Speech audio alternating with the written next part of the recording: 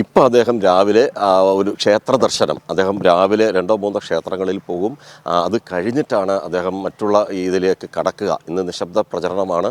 അതുകൊണ്ട് ശബ്ദ കോലാഹലങ്ങൾക്കെല്ലാം വിരാമം ഇട്ടുകൊണ്ട് കഴിഞ്ഞ കുറേ നാളുകളായി, ഏതാണ്ട് 2 മാസത്തോളം അദ്ദേഹം തന്നെ പലപ്പോഴും പറഞ്ഞു 40 ഡിഗ്രി ചൂടിൽ കടന്ന് വെന്തുരുകയായിരുന്നു മനുഷ്യർ മുഴുവനും. അതെല്ലാ മുന്നണികൾക്കും അങ്ങനെ തന്നെയാണ്. അദ്ദേഹവും ആ മുഴുവനും ചൂട് ഏറ്റുവാങ്ങി. അതിലേറെ അദ്ദേഹത്തിനെ ഏറെ മുകേഷിനെ വേദനിപ്പിച്ചത്, എന്നെ കാത്ത് നിങ്ങൾ എത്രയോ മണിക്കൂറുകളായി നിൽക്കുന്നു, ഈ വെയിൽ കൊണ്ട് നിൽക്കുന്നു, അതുകൊണ്ട് തന്നെ എനിക്കും അതിൽ സങ്കടമുണ്ട്. എന്നാലും നിങ്ങൾ എന്നെ കാണാൻ നിന്നതിൽ, ഇത്രയും നേരം കാത്തു നിന്നതിൽ വളരെയേറെ സന്തോഷമുണ്ട്, നന്ദിയുണ്ട് എന്ന് പറഞ്ഞുകൊണ്ടാണ് പല സ്ഥലത്തും അദ്ദേഹം വോട്ട് തേടിയത്. ഇപ്പോൾ ഒരു ശുഭാപ്തി വിശ്വാസത്തിൻ്റെ ഒരു എപ്പോഴും അങ്ങേക്ക് അതുണ്ടെന്ന് എനിക്കറിയാം. ആ മുഖത്ത് തന്നെ അത് കാണാനുണ്ട്. ഇപ്പോൾ നിശബ്ദ പ്രചരണം കൂടിയാണല്ലോ. ഇനിയിപ്പോൾ ഏതാണ്ട് കുറച്ച് മണിക്കൂറുകൾ കഴിയുമ്പോൾ ബാലറ്റ് പെട്ടിയിലേക്കാണ് ഇതെല്ലാം പോകാൻ പോകുന്നത്. അല്ല, ഇവിടെ തന്നെയാണ് ഈ അമ്പലത്തിനോട് ചേർന്നുള്ള സ്കൂളിൽ തന്നെയാണ് വോട്ട് ചെയ്യുന്നത്. എനിക്ക് വേണ്ടി ഞാൻ ആദ്യമായിട്ട് വോട്ട് ചെയ്യുന്നത് നാളെയാണ്. എന്ന് മാത്രമല്ല, ഞാൻ ആദ്യമായിട്ട് വോട്ട് ചെയ്തത് എൻ്റെ അച്ഛന് വേണ്ടിയാണ്. ഇവിടെ പഞ്ചായത്ത് പ്രസിഡൻ്റായിട്ട് നിന്നപ്പം ഞാൻ മാത്രമല്ല, എൻ്റെ സഹോദരങ്ങളും എല്ലാവരും. ഇപ്പോൾ അവർക്കും എനിക്ക് വേണ്ടി വോട്ട് ചെയ്യാനുള്ള ഒരു സാഹചര്യം ഇവിടെ തന്നെ, ഈ പട്ടത്താനം ഇവിടെ തന്നെ ഉണ്ടായി. പിന്നെ ഇവിടെ ഞാൻ കളിച്ച് വളർന്ന അമ്പലമാണ്. ഈ 58 ദിവസം ഈ ചൂടിൽ, ഈ രാവിലെ മുതൽ രാത്രി വരെ പ്രസംഗവും പ്രവർത്തനവുമായിട്ട് നിന്നിട്ടും എൻ്റെ പ്രസരിപ്പിനോ ആരോഗ്യത്തിനോ ഒരു കുഴപ്പവും വരാതിരുന്നത് എൻ്റെ ഗുണമല്ല. ഇത് എന്തോ ഒരു ബ്ലെസ്സിങ് ഉണ്ട്. അപ്പോൾ ആ ബ്ലെസ്സിങ് എന്താണ് എന്നുള്ളത് നമ്മുടെ മനസ്സുകൊണ്ട് നമ്മൾ തേടുകയാണ്. അപ്പം ഇന്ന് നാളെ ചിലപ്പം ഇലക്ഷൻ ആയതുകൊണ്ട് നാളെ കുറേ കൂടെ ബിസി ആയിരിക്കും. അപ്പോൾ ഇന്ന് പട്ടത്താനം ശ്രീ സുബ്രഹ്മണ്യ സ്വാമി ക്ഷേത്രം എന്താ ഇവിടെ നിൽക്കുന്ന ഇവിടുത്തെ ഈ സ്റ്റേജ് ശ്രീ ഒ മാധവൻ്റെ സംഭാവന 3/3/1974 ആണ് അച്ഛൻ ഇത് ഇവിടെ നിർമ്മിച്ച് അമ്പലത്തിന് വേണ്ടി സമർപ്പിച്ചത്. ആ SNDP ശാഖയും ഒക്കെ നമ്മുടെ സ്ഥലമായിരുന്നു. അതെല്ലാം തന്നെ അമ്പലത്തിന് വേണ്ടി വിട്ടുകൊടുത്ത് ആ ദിവസം. അപ്പം ഞാനാക്കിയത് ഈ പട്ടത്താനമാണ്, ഈ അമ്പല പരിസരമാണ്. അപ്പോൾ എവിടെ പോയാലും എങ്ങോട്ട് പോയാലും എല്ലാം ഇവിടുത്തെ 1200-ലധികം ബൂത്തുകളിലാണ് സ്വീകരണം ഏറ്റുവാങ്ങിയത്. കൊല്ലം നിയമസഭാ മണ്ഡലത്തിൽ വളരെ കുറച്ച് ബൂത്തുകളേ ഉള്ളൂ. പക്ഷേ ഈ 7 നിയോജക മണ്ഡലങ്ങളിലെല്ലാം കറങ്ങി വന്ന് ഇത്രയും ബൂത്തുകളിൽ സ്വീകരണം, അതേപോലെ തന്നെ ആയിരക്കണക്കിന് കുടുംബയോഗങ്ങൾ, ഇതിലൊക്കെ നല്ല റിസീവ്, എല്ലാ സ്ഥലത്തും സ്വീകരണം ഏറ്റുവാങ്ങി, കുടുംബയോഗങ്ങളിലും ചിലത് പങ്കെടുത്തു. അപ്പോൾ അതൊക്കെ ഒരു പുതിയ അനുഭവമല്ലേ, പ്രത്യേകിച്ച് ഈ തെരഞ്ഞെടുപ്പ് കാലത്ത്. മാത്രമല്ല ഞാൻ ചിന്തിച്ചതെന്ന് പറഞ്ഞാൽ, അങ്ങ് ഒരു സാംസ്കാരിക പ്രതിരോധം തന്നെ തീർക്കുകയായിരുന്നു. സാംസ്കാരിക രംഗത്തുള്ളവരാണ് എപ്പോഴും ഉച്ചനീചിത്വങ്ങൾക്കും അതുപോലെ വർഗീയതയ്ക്കും എതിരെയൊക്കെ ഒരു പോരാട്ടം, അഴിമതിക്കെതിരെ എല്ലാം പോരാട്ടം നടത്തുന്നത്. അക്കൂട്ടത്തിൽ അങ്ങയുടെ ഈ ഒരു തെരഞ്ഞെടുപ്പ് പ്രചരണം എന്ന് പറയുന്നത് ഒരു സാംസ്കാരിക പ്രതിരോധം കൂടിയല്ലേ? അല്ല, എന്നെ സംബന്ധിച്ചിടത്തോളം ഇത്രയും ആൾക്കാരെ അഭിമുഖീകരിച്ച് പ്രസംഗിച്ചു, ഇത്രയും കുടുംബയോഗങ്ങൾ പ്രസംഗിച്ചു. അപ്പോൾ എന്നിൽ നിന്നും പ്രതീക്ഷിക്കുന്ന ഒരു പ്രസംഗമുണ്ട്. എന്നെ കാണാൻ വേണ്ടി ഭയങ്കര പ്രയാസപ്പെട്ട് വരുന്നെന്ന് പറഞ്ഞു കഴിഞ്ഞാൽ, ഞാൻ മുൻപ് നടത്തിയിട്ടുള്ളതെല്ലാം കലാപ്രകടനങ്ങളാണ്, പ്രവർത്തനങ്ങളാണ്. അപ്പോൾ അതേപോലെയുള്ള ഒരു ഇമ്പാക്റ്റ് നമ്മൾ സാധാരണ ഒരു രാഷ്ട്രീയ ആൾ പോയിട്ട് ഇതെന്നൊക്കെ പറഞ്ഞിട്ട് പോകുന്നതല്ല. തുടക്കം മുതൽ തീരുന്നവരെ പെർഫോമൻസും കൂടെ വേണം. അവരെ സന്തോഷിക്കണം, അവർ രസിക്കണം, കാര്യങ്ങൾ പറയണം, ഹൃദയത്തിൽ നിന്നും കാര്യങ്ങൾ പറയണം, അതവരെ കണ്ണുകളിലേക്ക് നോക്കി പറയണം. അതെല്ലാം ശരിക്കും സിൻസിയർ പെർഫോമൻസാണ്. പിന്നെ അഭിനയിക്കാൻ എളുപ്പമാണ്, ജീവിതത്തിൽ അഭിനയം കൊണ്ടുവരാതിരിക്കാനാണ് ഏറ്റവും പാട്.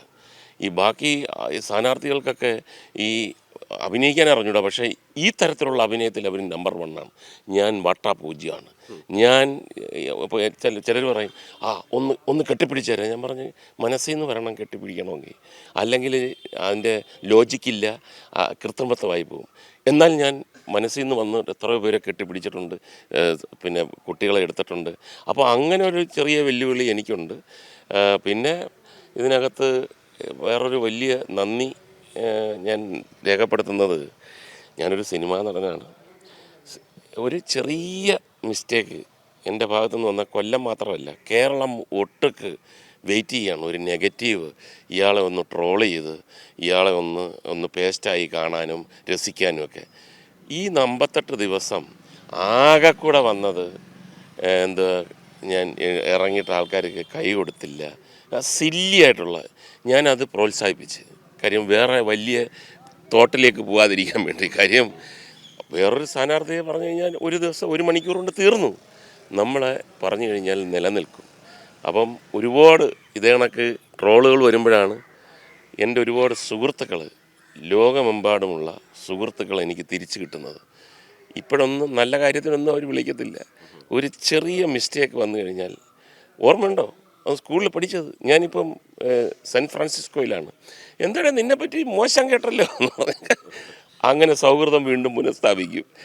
ഇപ്രാവശ്യം അങ്ങനെ ഒരു പുനഃസ്ഥാപനം പോലും വന്നില്ല എന്നുള്ളത് വലിയ ഒരു പ്രാർത്ഥനയും ഒരു ഒരു എന്താ പറയുന്നത്, നമ്മളുടെ സ്ട്രെയിറ്റ് ഫോർവേഡായിട്ടുള്ള ഒരു ജീവിതം തന്നെയാണെന്നാണ് ഞാൻ വിശ്വസിക്കുന്നത്. ഈ മറ്റ് സ്ഥാനാർത്ഥികളെല്ലാം മത്സരിക്കുന്നുണ്ടല്ലോ, അതിൽ UDF ഉണ്ട്, BJP ഉണ്ട്. അപ്പോൾ ആ സ്ഥാനാർത്ഥികളുടെ അവർ കാഴ്ചവെച്ച ഒരു മത്സരമുണ്ട്. ആ മത്സരത്തിന് മുമ്പിൽ നമ്മൾ എങ്ങനെയാണ് അത് ഈ ജനങ്ങളിലേക്ക് നമ്മൾ ഇറങ്ങിച്ചെന്നിട്ടുള്ള ആ പ്രചരണമൊക്കെ ഏതൊക്കെ തരത്തിൽ കൊണ്ടുപോകാൻ പറ്റി? അങ്ങേക്ക് ഒരു വലിയ വെല്ലുവിളികളാണല്ലോ, ചലഞ്ചസ് ആണല്ലോ. അല്ല, അത് ആദ്യത്തെ സമയമായിരുന്നു ആ തരത്തിലുള്ളൊരു ചലഞ്ച്. ഇതിപ്പോൾ എനിക്ക് 3 മണിക്കൂർ സംസാരിക്കാനുള്ള എൻ്റെ വികസനമുണ്ട്. എനിക്ക് നിയമസഭ ഒരു മണ്ഡലത്തിൽ ഞാൻ ഇത്രയും ചെയ്തു, അപ്പോൾ 7 മണ്ഡലത്തിൽ അതിനപ്പുറം ഞാൻ ചെയ്യും എന്ന് ചൂണ്ടിക്കാണിച്ച് അതിനെപ്പറ്റി പറയാനും അത് ഒത്തൻറ്റിക്കായിട്ട് നമുക്കത് കാണിച്ചു കൊടുക്കാനുമൊക്കെയുള്ള വലിയൊരു പിടിവള്ളി ഗ്രിപ്പുണ്ട്. ഒരു സ്ഥാനാർത്ഥി എന്ന് പറഞ്ഞു കഴിഞ്ഞാൽ വികസനം തന്നെയാണ്. മറ്റേതൊക്കെ ഒരു ദിവസം 2 ദിവസം കൊണ്ട് തീരും. തോളിൽ കൂടെ കൈയിടുന്നതും കൊച്ചുങ്ങളെ എടുക്കുന്നതും ഈ ചോറ് വിളമ്പി കൊടുക്കുന്നതും ഒക്കെ അടുത്ത ഒരു പിന്നെ സിറ്റുവേഷൻ വരുമ്പോൾ ഇത് മറക്കും. പക്ഷേ ജീവിത സൗകര്യങ്ങൾ അങ്ങോട്ടും ഇങ്ങോട്ടും പോകുമ്പോഴെല്ലാം നമ്മളെ വികസനം, അതും ഏറ്റവും അർഹിക്കുന്ന വേണ്ട വികസനങ്ങൾ വരുമ്പോൾ അതൊക്കെയാണ് ആളുകൾ കൗണ്ട് ചെയ്യുന്നത്. അതെനിക്ക് ഒരുപാടുണ്ടായി. അതുപോലെ ഇപ്പം ഈ യാത്ര ഒരു യാത്രയായിരുന്നല്ലോ, ഒരു തീർത്ഥയാത്ര പോലെ ഒരു തിരഞ്ഞെടുപ്പ് യാത്രയാണ്. ഈ യാത്രയിൽ ഒരുപാട് പേരുടെ ദുഃഖങ്ങൾ, സന്തോഷം എല്ലാം അങ്ങ് അറിഞ്ഞിട്ടുണ്ടാകും. അതൊരു പ്രത്യേക അനുഭവം തന്നെയല്ലേ? ഒരുപാട് പേരുടെ പ്രശ്നങ്ങൾ, ആ ഓരോരോ തൊഴിൽ വിഭാഗങ്ങൾ നേരിടുന്ന പ്രശ്നങ്ങൾ, അതെല്ലാം അങ്ങേമായിട്ട് അവർ പങ്കുവെച്ചിട്ടുണ്ടാവുമല്ലോ. അതൊക്കെ എങ്ങനെയൊക്കെയാണ് പരിഹാരം കാണുക? അല്ല, പരിഹാരം കാണുന്ന അവിടെയൊക്കെയാണ് ഞാൻ LDFനെ സ്തുതിക്കുന്നത്. ഞാൻ LDF അല്ലായിരുന്നെങ്കിൽ, LDFിൽ ഉള്ള ഒരു പ്രവർത്തകനോ സ്ഥാനാർത്ഥിയോ ഒന്നും അല്ലായിരുന്നെങ്കിൽ ഞാൻ ഏറെ ദുഃഖിച്ചനായിരുന്നു. എല്ലാത്തിനും പോംവഴി ഞാൻ വിശ്വസിക്കുന്ന പാർട്ടിക്ക് ഉണ്ട്.